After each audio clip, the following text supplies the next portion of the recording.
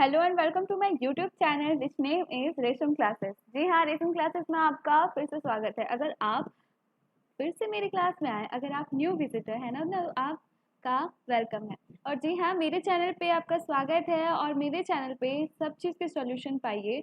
आज मेरा विषय है, जो सब्जेक्ट मैं पढ़ाती हूँ वो सारे सब्जेक्ट मेंशन किए हुए मैंने यहाँ पे हेडिंग पे। यानी आपको इन सारे सब्जेक्ट पे अगर कोई भी प्रॉब्लम है, इग्नू से कोई भी इंफॉर्मेशन चाहिए तो आपको मिल जाएगी। इंग्लिश स्पोकन के बारे में कोई भी चाहिए नॉलेज, इंग्लिश सीखनी है आपको, तो प्लीज़ मेरे चैनल को सब्सक्राइब कीजिए। अगर आपको कोई जूलॉजी ऑनर्स वाले को आप जानते हैं तो प्लीज़ उन्हें भी ये चैनल का आप लिंक शेयर कर दीजिए, ताकि वो उन्हें भी सहूलियत मिल सके और हेल्प मिल सके। इसी के साथ कोई अगर हिंदी वाले, तो एमएसटी वालों के लिए भी मेरे चैनल पे बहुत कुछ अवेलेबल है पूरे कोर्स के साथ। तो चलिए, आज का जो मेरा टॉपिक है वो भारत में समाजशास्त्र के बारे में है। तो इस नोट्स, ये जो मैं आपके लिए नोट्स लेके आती हूँ ना, ये वेरीफाइड नोट्स है। बहुत से लोग ऐसे क्वेश्चन करते हैं कि क्या मैम ये क्वेश्चन सही है, क्या मैं इसे रिलायबल समझूं कि ये क्वेश्चन आएंगे। तो जी हाँ, मैं आपको कहती हूँ ये क्वेश्चन 110% आने वाले हैं। आपको ये क्वेश्चन पूरे सिलेबस से है, जो कि मैं चुन के क्वेश्चन लाती हूँ, और ये सारे क्वेश्चन बहुत बार आ चुके हैं। अगर आपको इसकी वेरिफिकेशन चाहिए तो आप पिछले साल के जो क्वेश्चन हैं वो उठा के देख लीजिए, आपको इसका वेरिफिकेशन मिल जाएगा कि कितनी बार ये क्वेश्चन दोहराए हुए हैं। तो जो मैं आज का क्वेश्चन लेके आई हूँ एमएसओ 4 से, हमारे जो सब्जेक्ट है हमारा भारत में समाजशास्त्र, ये इंपॉर्टेंट क्वेश्चन है, फर्स्ट ईयर के नोट्स है। और ये एक सेशन के लिए नहीं है, ये किसी भी सेशन के लिए। आप चाहे किसी भी सेशन पे जाओ, आपका सिलेबस एक ही रहता है, और ये सारे क्वेश्चन ऐसे क्वेश्चन है जो ऑल सेशन में काम आने वाले हैं। तो आप अगले 2 साल के लिए निश्चिंत हो जाइए। फर्स्ट ईयर सेकेंड ईयर के असाइनमेंट टू आपका सारा कुछ यानी क्वेश्चंस मेरे चैनल पे अवेलेबल हैं। चलिए, इसी के साथ आज का वीडियो शुरू करते हैं, जो कि है भारत में समाजशास्त्र के लिए, सोशियोलॉजी इन इंडिया।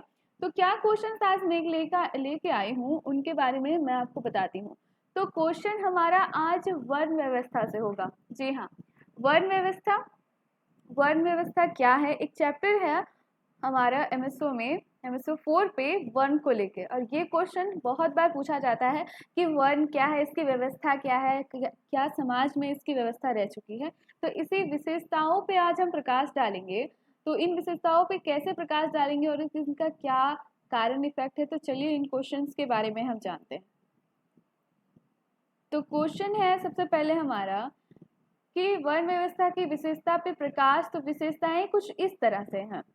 जी हाँ, मैं शॉर्टली बताऊंगी। एक मतलब ये लेक्चर वीडियो है आपका।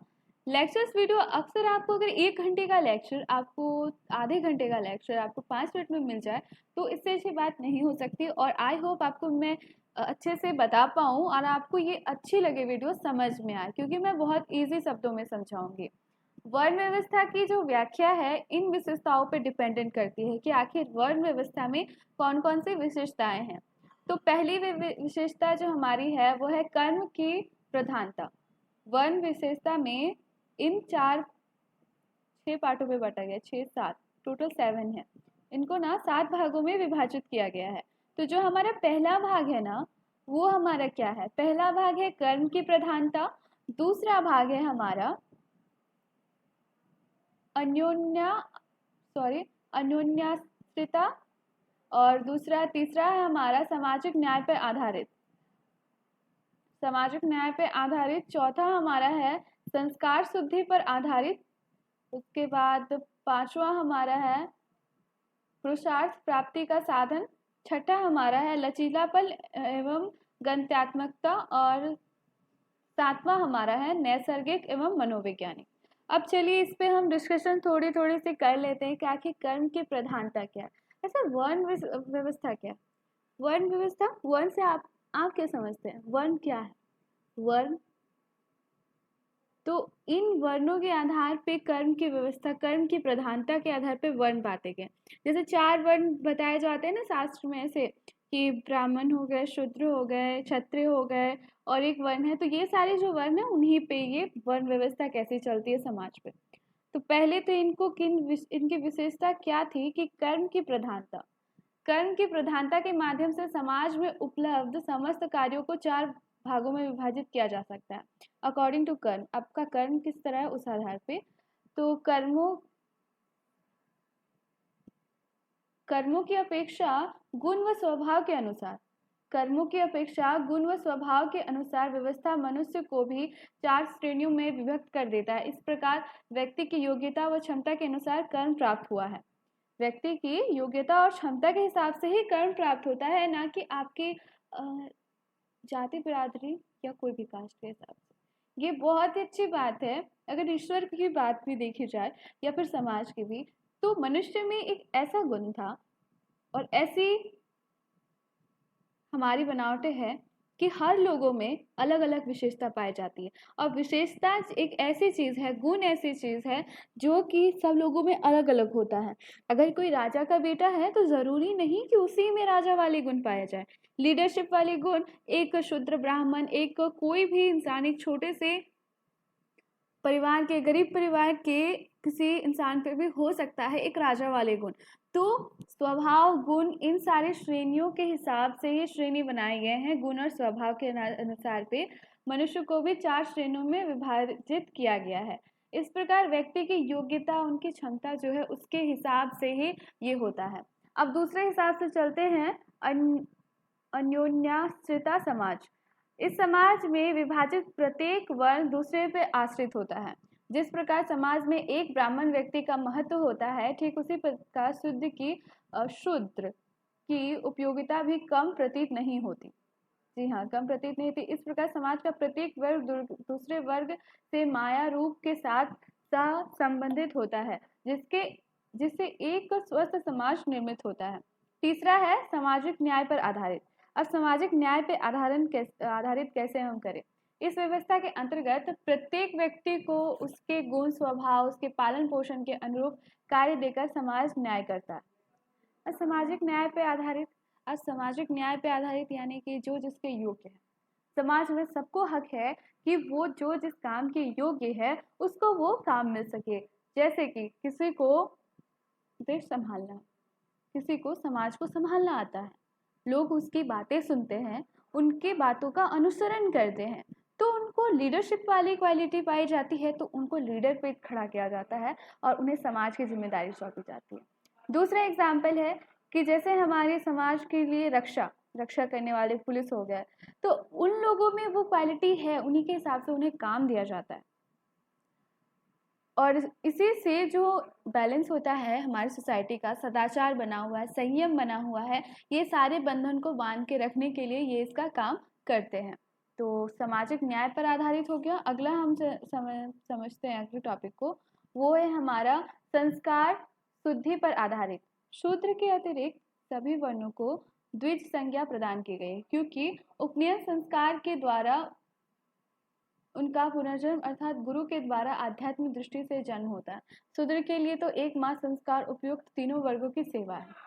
यहाँ पे ये चीज़ कहा गया है कि शूद्र को तो मतलब कि चाहे आप किसी भी क्षत्रिय में पैदा हो जाए, ब्राह्मण में जो व्यवस्था थी, 4 व्यवस्था जो पौराणिक समाज से चली आ रही है और हमारे शास्त्रों में भी है, तो ये जो व्यवस्था है ना, वो इन व्यवस्थाओं में बताया गया था कि कैसे जो है आप अपनी जितने भी जैसे कि पंडित होते थे, तो उनकी जो एक पूजा संस्कार किया जाता था, उन संस्कार के आधार पर उन्हें जो है घोषित किया जाता था कि आज से ये अपने समाज में पूरी तरह से काबिल हो चुके हैं और ये अपनी जाति का हिस्सा हो चुके हैं ऑफिशियल रूप से, ठीक है। लेकिन शूद्र का जो स्थान था, जो उसकी श्रेणी रखी गई थी, वो श्रेणी एकदम नीचे रखी गई थी, यानी तीनों की सेवा ही करना शूद्र का काम है उस टाइम पे।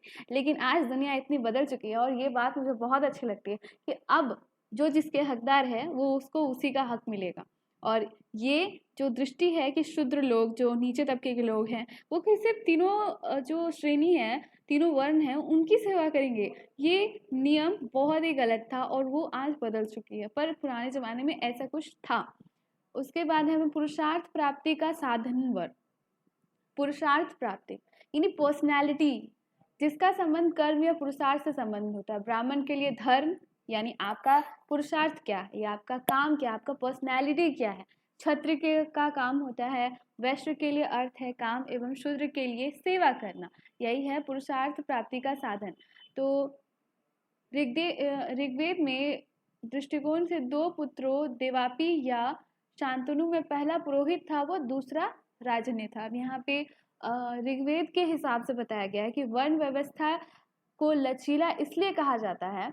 लास्ट के 2 टॉपिक बचे जो 6 और 7 कि लचीलापन एक गुण था जिसे मैंने पहले ही डिस्कस किया। तो वर्ण व्यवस्था को लचीला इसलिए कहा गया है क्योंकि इसके आधार पर वर्ण परिवर्तन की उदाहरण के तौर पर विश्वामित्र के कठिन तपस्या के माध्यम से जानत्व का पद प्राप्त किया गया। अब यहाँ पे वर्ण व्यवस्था को लचीला इसलिए कहा गया है क्योंकि विश्वामित्र जो थे उन्होंने तप करके और जानत्व का पद प्राप्त किया। पद जो है वो रिसीव किया उन्होंने अपने तप करके। यानी ये फिक्स नहीं है कि आप जिस वर्ण में पैदा हुए हैं, जिस कास्ट में, जैसे आप शूद्र में पैदा हुए तो शूद्र ही रह सकते हैं, ऐसा कुछ नहीं है। उसका भी उन्होंने, विश्वामित्र ने ये करके दिखाया कि उन्होंने तप करके और अपनी मेहनत से उन्होंने जानत्व का जो है पद प्राप्त किया। तो ये था आज का full video discussion about the वर्ण व्यवस्था के कितने गुण हैं। अब आपको इसमें अगर कोई भी टॉपिक अच्छी लगे या फिर आपको वीडियो अच्छी लगी, आपको इसका पीडीएफ चाहिए, पीडीएफ तो बहुत इंपॉर्टेंट होगा क्योंकि आपको नोट्स चाहिए होंगे। अगर आप नोट्स बनाना नहीं चाहते तो पढ़ तो सकते ही हैं, उसी के साथ वीडियो को 2-3 बार आप सुन लीजिए तो आपको पूरे अच्छे से क्लियर हो जाएगा।